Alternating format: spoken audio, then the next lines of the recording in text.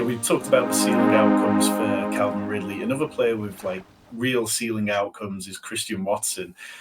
Again, he's kind of risen up in ADP as has been reports that Jordan Love's kind of looked okay. I don't know whether it's just wide receiver first drove him up on Underdog to the point where he's at 40.3, on Sleeper he's at 55.6.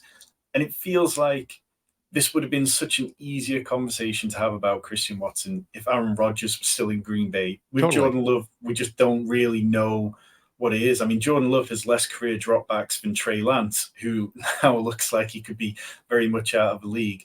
And you look at that sort of 4-week spell for Christian Watson last year between weeks 10 and 13, where he put up 99 PPR points. He was a wide receiver 3 in that period.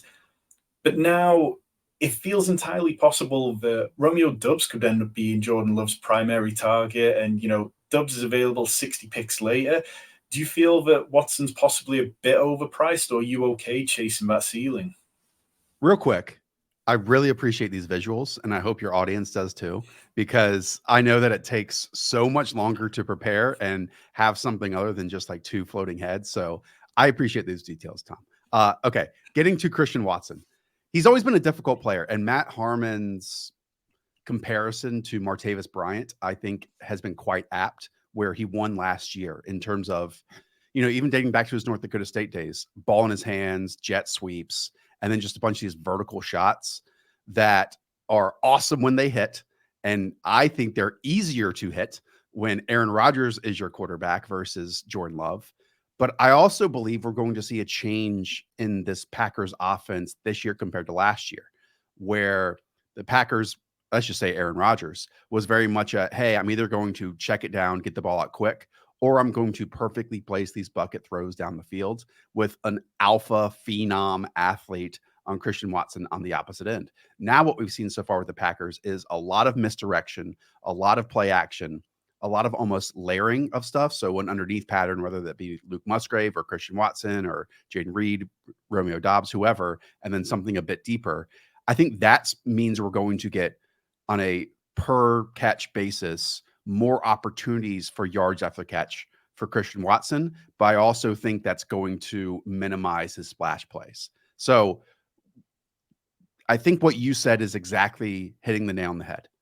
We need to see more volume in order to work with Jordan Love. And now there's just more mouths to feed.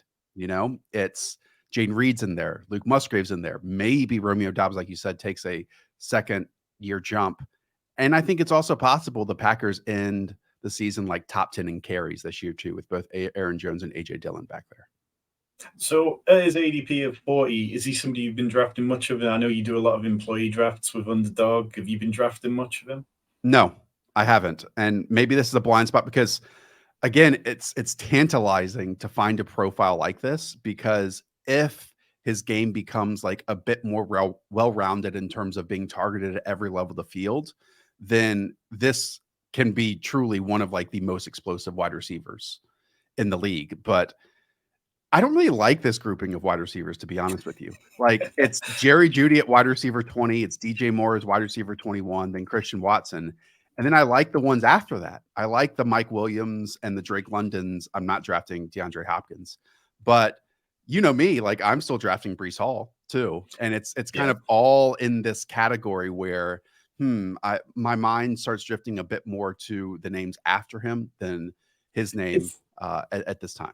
It feels like someone in this area of the draft or in the immediate round after is going to come out of there and be a league winner because there's so many landmines in that area. So I'm very much kind of aware of that and trying to mix up who I take in those sections. That's a great point, because one of these guys is just going to kick ass. Like, one of these guys is going to emerge and be incredible. It's just difficult to know which one. My vote is Drake London.